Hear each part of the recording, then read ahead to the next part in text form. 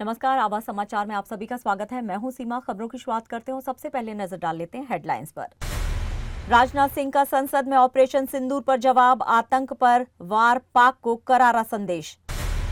Operation सिंदूर पर चिदंबरम का दावा, सरकार छुपा रही है गलतियां। प्रश्नकाल के दौरान विपक्ष का हंगामा, ओम बिरला ने राहुल गांधी को घेरा। थरूर ने ठुकराया कांग्रेस का निर्देश, थरूर की चुप्पी से बड़ा सियासी तापमान। और नाइजीरिया में बड़ा नौका हादसा, 25 लोगों की मौत की आशंका। और अब खबरें विस्तार से।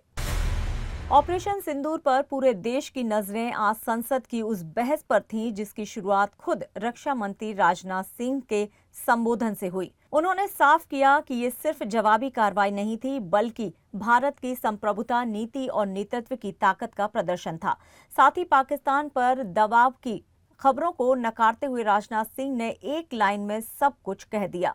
पाक ने खुद कहा, अब रोक दीजिए महाराज। संसद के मॉनसून सत्र में सोमवार को जब रक्षा मंत्री राजनाथ सिंह ने ऑपरेशन सिंदूर पर सरकार का पक्ष रखा तो पूरे सदन में सन्नाटा था।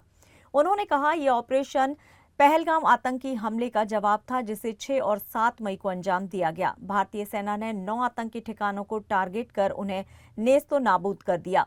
करीब 100 से ज्यादा आतंकियों, उनके ट्रेनरों और हैंडलरों को ढेर कर दिया गया। रक्षा मंत्री ने यह भी कहा है कि पाकिस्तान की सेना और आईएसआई इन आतंकियों को सपोर्ट कर रही थी। ऑपरेशन से पहले हर पहलू पर गहन विचार किया गया ताकि सटीक वार हो और आम नागरिकों को नुकसान न पहुंचे। राजनाथ सिंह का बयान विपक्ष को जवाब था और सेना की रणनीतिक जीत की एक स्पष्ट तस्वीर भी। अब नजर इस बहस के अगले पड़ाव पर है, लेकिन सरकार ने अपना संदेश पाकिस्तान को साफ साफ दे दिया है। पहलगाम आतंकी हमले को लेकर कांग्रेस के वरिष्ठ नेता और पूर्व गृह मंत्री पी चिदंबरम ने एक बयान ने देश की सियासत में हलचल मचा दी है। चिदंबरम ने सवाल उठाया है कि सरकार ये कैसे मान रही है कि हमलावर पाकिस्तान से आए थे। उनका कहना है कि इसका कोई सबूत सरकार ने नहीं दिया है। इसके साथ ही उन्होंने ऑपरेशन सिंदूर के दौरान हुए कथित चूक और रणनीति में बदलाव को लेकर भी सरकार पर गंभीर आरोप लगाए। बीजेपी ने चिदंबरम के इस बयान को लेकर कांग्रेस पर सीधा हमला बोला है। वहीं बीजेपी नेता अमित मालवीय ने कहा है कि कांग्रेस एक बार फिर से पाकिस्तान की तरफदारी कर रही है और हर बार आतंकवाद के मुद्दे पर भारत की जगह इस्लामाबाद की भाषा बोल रही है। दरअसल एक इंटरव्यू में पी चिदंबरम ने कहा है कि सरकार हमले को लेकर पूरी जानकारी नहीं दे रही है और जरूरी बातें छुपा रही है। उन्होंने पूछा कि जिन लोगों को हमलावरों को शरण देने के आरोप में पकड़ा गया था, उनका क्या हुआ? एनआईए ने क्या जांच की? क्या पता हमलावर यहीं के हों? चिदंबरम ने यह भी दावा किया है कि ऑपरेशन सिंदूर के दौरान कुछ गलतियां हुई जिसे सरकार छुपा रही है। उन्होंने कहा है कि बाद में रणनीति बदली गई और सीडीएस ने भी इसका संकेत दिया था। इस बयान को लेकर अब संसद से लेकर सोशल मीडिया तक तीखी बहस छिड़ चुकी है। ऐसे में संसद के मॉनसून सत्र में ये मुद्दा बड़ा सियासी तकरार बन सकता है। लोकसभा में आज फिर विपक्ष के हंगामे ने प्रश्नकाल को बाधित कर दिया। इस पर स्पीकर ओम बिरला का गुस्सा फूट पड़ा। उन्होंने विपक्षी सांसदों को फटकार लगाते हुए नेता प्रतिपक्ष राहुल गांधी से कहा कि वो अपने सांसदों को समझाएं। बिरला ने साफ शब्दों में कहा कि संसद में तख्तियां लहराने और पर्चियां फेंकने के लिए नहीं, बल्कि चर्चा के लिए भेजा गया है। ओम बिरला ने सवाल किया कि क्या विपक्ष ऑपरेशन सिंदूर पर चर्चा नहीं करना चाहता? आखिर क्यों नियोजित तरीके से सदन को बाधित किया जा रहा है? स्पीकर ने कहा कि ये सदन देश की 140 करोड़ जनता की आवाज है और उसकी गरिमा से खिलवाड़ नहीं होना चाहिए। संसद में बिहार की मतदाता सूची पर एसआईआर यानी कि विशेष गहन पुनरीक्षण को लेकर विपक्षी दल एसआईआर वापस लो के नारे लगाते रहे, जिससे प्रश्नकाल बाधित हुआ। स्पीकर ने दो टूक कहा कि आप चर्चा से भाग रहे हैं, संसद को बार बार रोकना उचित नहीं है, देश ये देख रहा है। बड़ा सियासी घटनाक्रम सामने आया है। ऑपरेशन सिंदूर को लेकर कांग्रेस सांसद शशि थरूर पार्टी लाइन से हटते दिखे। विदेश में ऑपरेशन का समर्थन करने वाले थरूर अब संसद में इस पर सवाल उठाने को तैयार नहीं है। कांग्रेस ने उन्हें लोकसभा में बोलने को कहा, लेकिन थरूर ने साफ इनकार कर दिया। सूत्रों के माने तो थरूर का कहना था कि ऑपरेशन सिंदूर पूरी तरह से सफल रहा है और वो इस पर सरकार के साथ हैं। ऐसे में पार्टी के निर्देश पर सरकार की आलोचना करना उन्हें मंजूर नहीं है। यही वजह है कि कांग्रेस ने अपनी स्पीकर लिस्ट से उनका नाम हटा दिया है। याद दिला दें कि थरूर उस सर्वदलीय प्रतिनिधि मंडल का हिस्सा थे जिसने ऑपरेशन के बाद विदेश में भारत का पक्ष रखा था। अब उनकी चुप्पी को लेकर बीजेपी कांग्रेस पर निशाना साध रही है और पार्टी के भीतर भी मतभेद खुलकर सामने आ गए हैं। क्या थरूर की ये चुप्पी कांग्रेस में एक नए संकट की आहट है? ये बहस अब और तेज हो गई है। नाइजीरिया से एक बड़े नाव हादसे की दर्दनाक खबर सामने आ रही है। उत्तर मध्य नाइजीरिया के नाइजर राज्य में शिरोरो क्षेत्र से गुमू गांव के पास एक नाव पलट गई। इस हादसे में कम से कम 25 लोगों के मारे जाने की आशंका जताई जा रही है। बताया जा रहा है कि ये नाव एक बाजार की ओर जा रही थी और इसमें बड़ी संख्या में यात्री सवार थे। इसी दौरान नाव पलट गई और देखते ही देखते पूरा इलाका चीख पुकार से भर गया। इस हादसे के बाद राहत और बचाव कार्य शुरू किया गया है। वहीं मिली जानकारी के अनुसार इलाके में हथियारबंद गिरोहों की सक्रियता के चलते रेस्क्यू ऑपरेशन में भारी बाधाएं भी आ रही हैं। अधिकारियों का कहना है कि हताहत की संख्या और बढ़ती जा रही है। हालांकि अब तक 25 लोगों की मौत की आशंका को आधिकारिक रूप से बताया गया है। घटना के बाद पूरे इलाके में मातम पसरा है और प्रशासन ने मामले की जांच शुरू कर दी है। और यहाँ लेंगे एक छोटा सा ब्रेक। आप बने रहिए आवाज समाचार के साथ।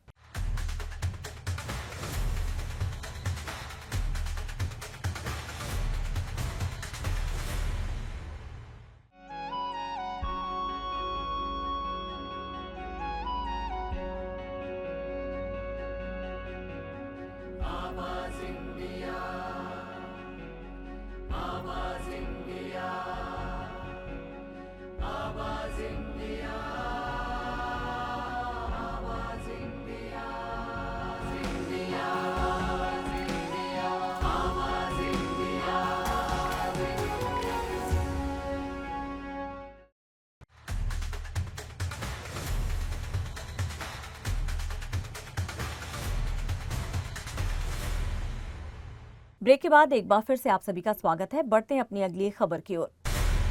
सपा सांसद डिंपल यादव ने मौलाना साजिद रशीदी की अभद्र टिप्पणी पर अपनी चुप्पी तोड़ी है। संसद परिसर से प्रतिक्रिया देते हुए उन्होंने जो हो रहा है अच्छा हो रहा है, FIR हो चुकी है, अब कानून अपना काम करेगा। डिंपल यादव ने इसे एक महिला की गरिमा का अपमान बताया और कहा कि ये बयान सिर्फ महिलाओं के खिलाफ नहीं बल्कि देश की एकता और शांति के खिलाफ भी खतरा है। उन्होंने सत्ता पक्ष के प्रदर्शन पर तंज कसते हुए कहा है कि अगर NDA सांसद मणिपुर की महिलाओं के अपमान पर इसी तरह सड़कों पर उतरे होते तो शायद लोगों को उनका विरोध ज्यादा भरोसेमंद लगता। साथ ही डिंपल ने याद दिलाया कि ऑपरेशन सिंदूर के बाद बीजेपी नेताओं ने एक साथ सैन्य अधिकारी के खिलाफ अभद्र बयान दिए थे, तब वे चुप क्यों थे। इस पूरे विवाद को लेकर समाजवादी पार्टी भी सख्त है और रशीदी के खिलाफ सख्त कानूनी कार्रवाई की मांग कर रही है। जम्मू कश्मीर में आतंकवाद के खिलाफ एक और बड़ी कार्रवाई हुई है। श्रीनगर के हरबान इलाके में सुरक्षा बलों ने 3 आतंकवादियों को मार गिराया। ये ऑपरेशन सोमवार को लिडवास क्षेत्र में चलाया गया, जिसे ऑपरेशन महादेव का नाम दिया गया है। बताया जा रहा है कि मारे गए तीनों आतंकी 22 अप्रैल को हुए पहलगांव हमले के संदिग्ध हो सकते हैं, जिसमें 26 निर्दोष नागरिकों की जान गई थी। सेना की चिनार कोर, पुलिस और CRPF की संयुक्त टीम ने हरबान के मुलनार इलाके में घेराबंदी और तलाशी अभियान शुरू किया था। जैसे ही सुरक्षा बल संदिग्ध स्थान के पास पहुंचे, आतंकियों ने फायरिंग शुरू कर दी। जवाबी कार्रवाई में तीनों आतंकी ढेर कर दिए गए। ये ऑपरेशन एक खुफिया सूचना के आधार पर शुरू हुआ था और अब भी जारी है। माना जा रहा है कि ये कार्रवाई सीधे तौर पर पहलगाम हमले से जुड़े आतंकी नेटवर्क को खत्म करने की दिशा में एक बड़ा कदम है। आपको याद दिला दें कि पहलगाम हमले के बाद भारत ने पाकिस्तान में मौजूद आतंकी ठिकानों पर ऑपरेशन सिंदूर चलाया था, जिसमें 9 आतंकी ठिकानों को तबाह किया गया था। अब ऑपरेशन महादेव के जरिए घाटी में आतंक की कमर तोड़ी जा रही है। दक्षिणी जर्मनी से इस वक्त की बड़ी खबर सामने आई है, जहां रविवार को एक बड़ा रेल हादसा हुआ। एक यात्री ट्रेन पटरी से उतर गई, जिसमें कम से कम 3 लोगों की मौत हो गई, जबकि कई लोग गंभीर रूप से घायल हुए हैं। हादसा म्यूनिख के करीब 158 किलोमीटर पश्चिम में रीडलिंगम के पास हुआ, जब ये ट्रेन सिग्मा रेंजेन से उल्म शहर जा रही थी। हादसे के वक्त ट्रेन में लगभग 100 यात्री सवार थे। अब तक ये स्पष्ट नहीं हो पाया है कि कुल कितने लोग घायल हुए हैं, लेकिन स्थानीय प्रशासन और राहत एजेंसियों ने मौके पर पहुंचकर रेस्क्यू ऑपरेशन शुरू कर दिया है।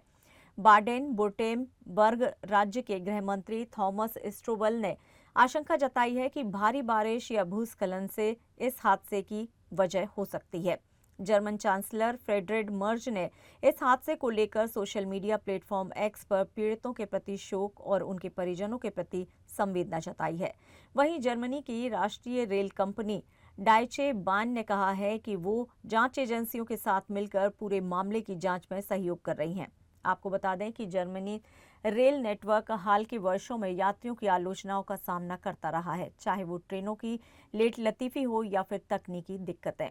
2022 में ऐसे ही हादसा हुआ था जब दक्षिणी जर्मनी के बेवेरियन अल्पाइन इलाके में एक ट्रेन पटरी से उतर गई थी और 4 लोगों की मौत हो गई थी।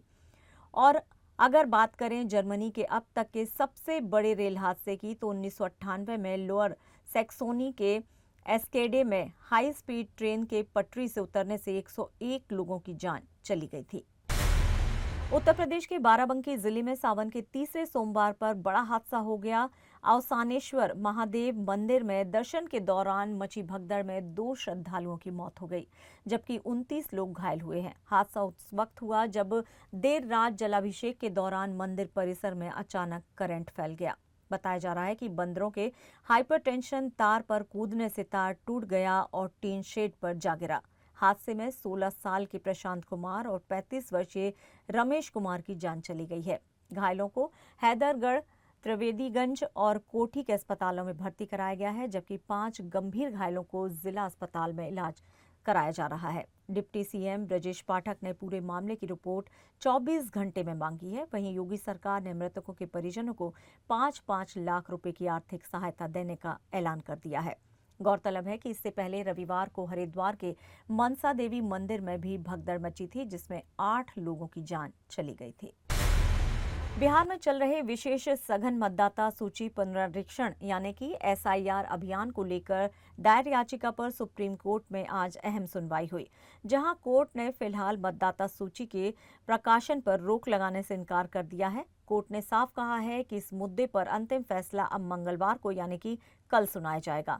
आज की सुनवाई के दौरान चुनाव आयोग को बड़ी राहत मिली है। कोर्ट ने कहा है कि वो अभी मतदाता सूची के प्रारूप के प्रकाशन पर रोक नहीं लगाएगा। साथ ही कोर्ट ने चुनाव आयोग को निर्देश दिया है कि जब तक अंतिम निर्णय नहीं आता, तब तक बिहार में एसआईआर प्रक्रिया के दौरान आधार कार्ड और मतदाता पहचान पत्र को दस्तावेज के रूप में स्वीकार किया जाता रहेगा। सुनवाई के दौरान सुप्रीम कोर्ट ने कहा है कि आधार और वोटर आईडी जैसे दस्तावेजों के जरिए किसी व्यक्ति की पहचान का अनुमान लगाया जा सकता है। अगर इन दस्तावेजों के जरिए किसी तरह की जालसाजी या गड़बड़ी सामने आती है, तो उन्हें केस टू केस बेसिस पर निपटाया जा सकता है। दरअसल याचिकाकर्ता की ओर से आरोप लगाया गया है कि बिहार में चल रहा एसआईआर अभियान गोपनीयता, पारदर्शिता और मतदाता अधिकारों का उल्लंघन कर रहा है। याचिका में मांग की गई है कि जब तक अदालत इस मामले में अंतिम फैसला न दे, तब तक मतदाता सूची के प्रकाशन पर अंतरिम रोक लगाई जाए। लेकिन सुप्रीम कोर्ट ने इस मांग को ठुकराते हुए कहा है कि वो पहले से दिए गए आदेशों के अनुपालन में ही चुनाव आयोग को प्रक्रिया जारी रखने देगा और कल इस मामले पर विस्तृत फैसला होगा। अब नजरें टिकी हैं सुप्रीम कोर्ट के उस फैसले पर जो मंगलवार को सामने आएगा, जो बिहार में एसआईआर प्रक्रिया की वैधता और उनके कानूनी दायरे को स्पष्ट करेगा। ऋतिक रोशन और जूनियर एनटीआर की फिल्म वॉर 2 ने इंटरनेशनल मार्केट में रिलीज से पहले ही अपना दम दिखा दिया है। 14 अगस्त को रिलीज होने वाली ये बहुप्रतीक्षित फिल्म की एडवांस बुकिंग यूएसए और कनाडा में शुरू हो चुकी है और पहले ही दिन फिल्म ने शानदार कमाई भी दर्ज की है। वॉर 2 साल 2019 में आई ऋतिक टाइगर स्टारर वॉर का सीक्वल है, जिसे डायरेक्ट किया है अयान मुखर्जी ने। फिल्म में ऋतिक रोशन एक बार फिर से कबीर के रोल में नजर आएंगे, जबकि साउथ सुपरस्टार जूनियर एनटीआर इस फिल्म से बॉलीवुड में डेब्यू कर रहे हैं। बात करें यूएसए में हुई पहले दिन की एडवांस बुकिंग की, तो 272 टिकट बिके, जिसमें से 158 टिकट तेलुगु वर्जन के थे। हिंदी वर्जन की कमाई करीब 1.81 लाख रुपए की है, जबकि तेलुगु वर्जन ने इसे पछाड़ते हुए 3.57 लाख रुपए का कलेक्शन कर डाला है। भारत में फिलहाल एडवांस बुकिंग शुरू नहीं हुई, लेकिन फिल्म को लेकर जबरदस्त बज़ है। वॉर 2 हिंदी के अलावा तमिल और तेलुगु भाषाओं में भी रिलीज होगी। इस फिल्म में कियारा आडवाणी भी अहम किरदार में नजर आएंगी। खास बात यह है कि कियारा पहली बार बड़े पर्दे पर बिकनी लुक में दिखेंगी और साथ ही जबरदस्त एक्शन सीन्स भी करती नजर आएंगी। अब देखना ये होगा कि वॉर 2 भी बॉक्स ऑफिस पर वॉर जैसे धमाकेदार सफलता दोहरा पाती है या नहीं। लेकिन फिलहाल इंटरनेशनल एडवांस बुकिंग ने साबित कर दिया है कि फिल्म को लेकर एक्साइटमेंट पूरे शबाब पर है। और फिलहाल आवाज समाचार में इतना ही, लेकिन आप देखते रहिए आवाज इंडिया। नमस्कार।